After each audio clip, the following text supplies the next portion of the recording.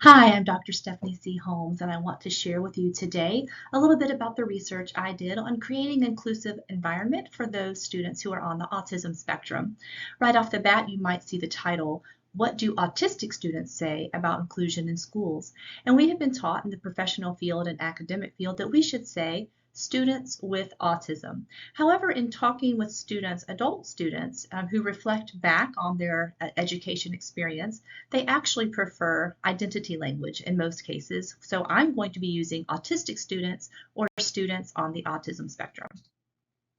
Today, my topic of discussion is coming from the research that I've done. Specifically, it's coming out of creating an inclusive climate for students on the autism spectrum, but that has also been published in several different articles here about autistic voices are missing in research on inclusion and best practice, inclusion, autism spectrum students' experiences, where we're going to talk a little bit more today about the importance of the voice of the student on the spectrum, and then talking through parents, what are parents' perspectives of their children who are still in the school spectrum, in the school system, how do they feel about inclusion, and then a call to action for our education leaders that they can do better in creating that climate of inclusivity. I want to also just tell you about social media. You can find me on Dr. Stephanie C. Holmes, and part of my professional experience comes from lived experience from my daughter Sydney Holmes, who we went through her being diagnosed when she was elementary school. And since part of my talk today is about hearing more from the voice of those who are on the spectrum and not just simply academic voices in research, you can find this at Dr. Stephanie C. Holmes. Look up ones by Sydney Holmes. These, for example, Bear Tales, which she wrote a story as a kindergartner, what it was like for her to be in school, and this was before she was diagnosed. She has some tips for teachers, what helped her, how to understand students on the spectrum. We have an interview with Dr. Temple Grandin, and then as a teenager, Sydney shares some of her overcoming of a label and what school was like for her. Now, about my research, I really want to focus on lived experience from adults on the spectrum who are recounting school, and also hearing from parents who are hearing from their children who currently had an IEP or an individualized education plan and were currently experiencing the public school system. So on the screen, this shows you a little bit about the parents who were involved in this phenomenological qualitative study. You can see that the parents were from Virginia, North Carolina, South Carolina, and Georgia, so mostly the southeast states of the United States. You can also see that there were different levels of autism that were represented. Autism level 1, level 2, level 3. There was an individual who was non-speaking, not non-verbal. The person did have receptive language, but simply did not have the motor capacity to speak. You can see there were differences of the types of education they had, mainstream with a para, a pull-out, or segregated. So that's a little bit about the parents who are the participants in the study.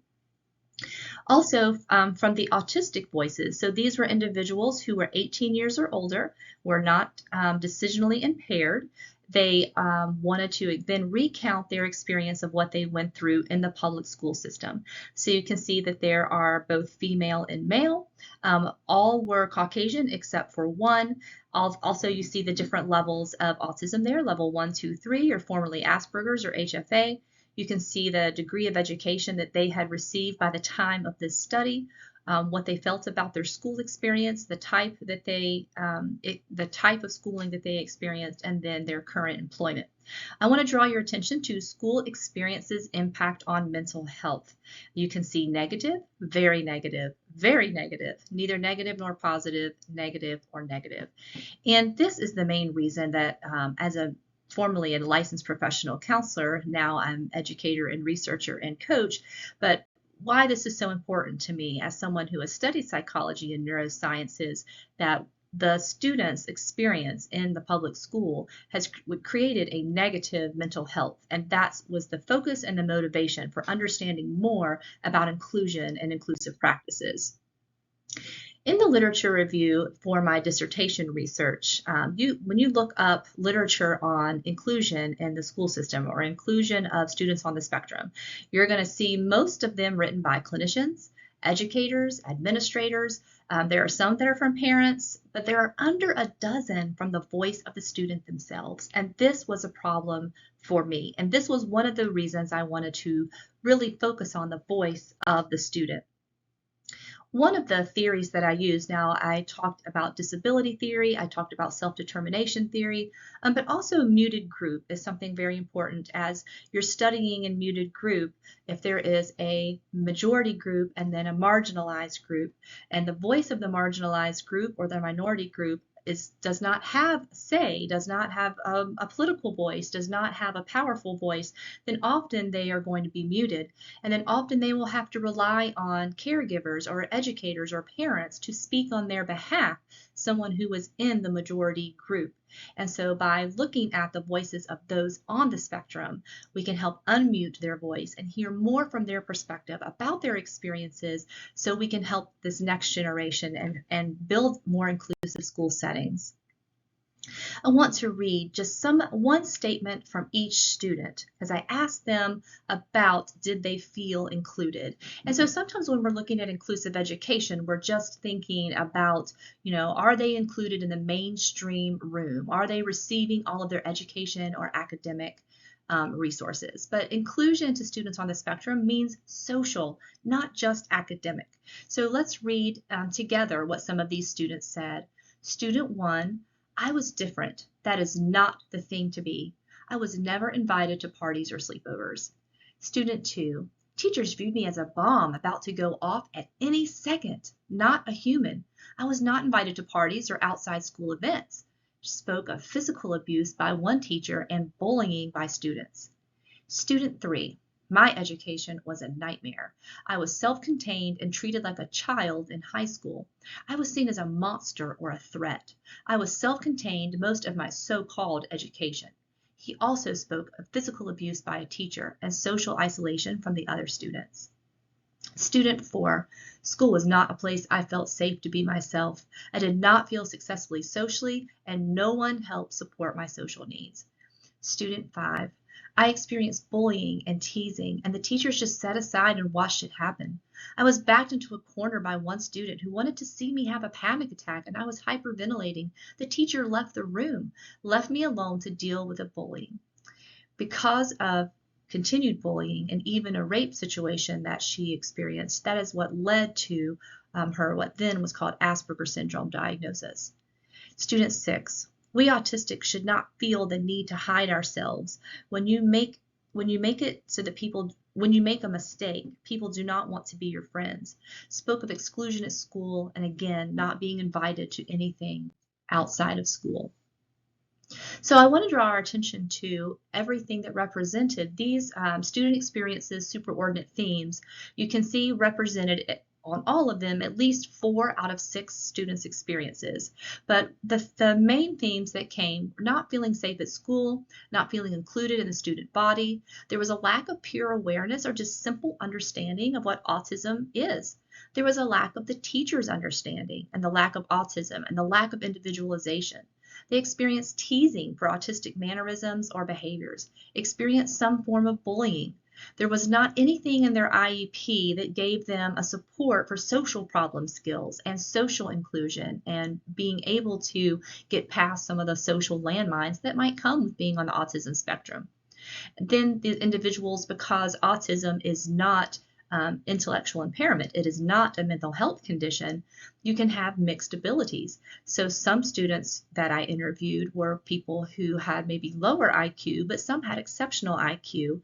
So the range of IQ of the students that I interviewed was 82 to 149. So I asked for some practical recommendations from the students. What would you call inclusion? So these were some of theirs that they want teachers and administrators to know to help build a more inclusive climate in a school setting. Do not punish behaviors that are associated with one's needs. Understand the function of the behavior. This was a common theme in that many on the spectrum may have what teachers will call shutdowns or meltdowns, which is really emotional dysregulation. This is the turning on of the fight or flight system. And in some situations, if a student is overwhelmed, they might become dysregulated. And what looks like anger or looks like behavior problems are really a dysregulated nervous system. In some situations, they may do what teachers call eloping or escaping, which in their mind is they are fleeing a stressful or something their brain is saying is traumatic or something that they can't handle at that moment. And so punishing a child for running out of the classroom when it is an autism behavior, not only is that not supposed to be legal, it is detrimental. If you think about students in elementary school, especially, students in elementary school pay attention to the kids who are constantly being in trouble, in timeout, having their stick moved, or whatever method of classroom management the teacher's using, the students being sent to the administrator's office. Those are students then that K through 5 students start to think maybe these aren't good students, maybe these aren't good kids. They talk to mom about little Johnny or Sally who was not doing well in school. And then maybe the student's parents might not want to invite Johnny or Sally to the birthday party because they're hearing about what a terrible behavior that this child has. So punishing behaviors that are associated with a person's disability or needs is incorrect. Not only will it be harmful and damaging to the student's psyche, it is also creating amongst the other peers that something is wrong or different or scary about this student. And that will create further exclusion for the student. All of the students want people to understand autism in general and that the student on the spectrum is an individual.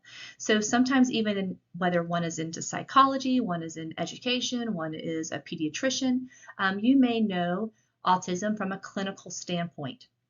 And so it's really important to know, to really wrap our minds around autism as a spectrum.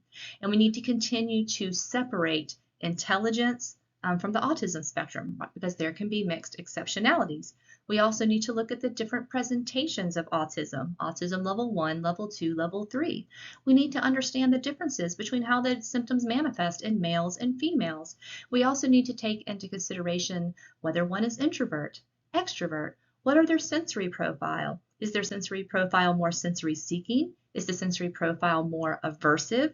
That is also going to change the manifestation.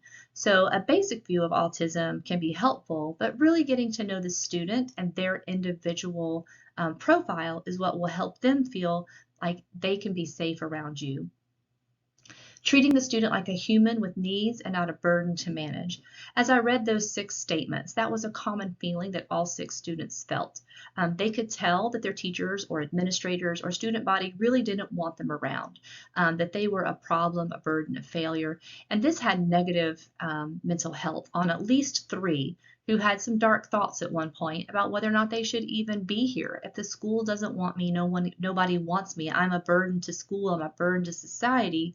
That's creating negative mental health impact, which is going to impact motivation and impact beyond the schooling until what happens when one transitions from school. They want all staff in the building to be autism aware and trained. They want the teachers and the administrators and all of the adults in the building to model inclusion, model them with the peers, and do not further stigmatize with exclusion. Another one was sometimes when there are social skills groups, the students are aware that all of the other students in the group are students such as themselves who have needs. So to build peer bridges between neurotypically developing peers and those on the autism spectrum would be a better help in creating social skills and social inclusion. They also want teachers to be monitoring and aware of bullying and teasing. My research showed that anti-bullying campaigns really were not helpful for reducing bullying. In fact, it actually kind of helped people who were bullies be more covert and be more exclusive and find different ways to bully. So paying attention to the children on the spectrum, your students on the spectrum that you have in a classroom, and understanding their experience when they might not be able to articulate what's going on, but teachers and administrators being aware, being a protective force and not adding to the discrimination.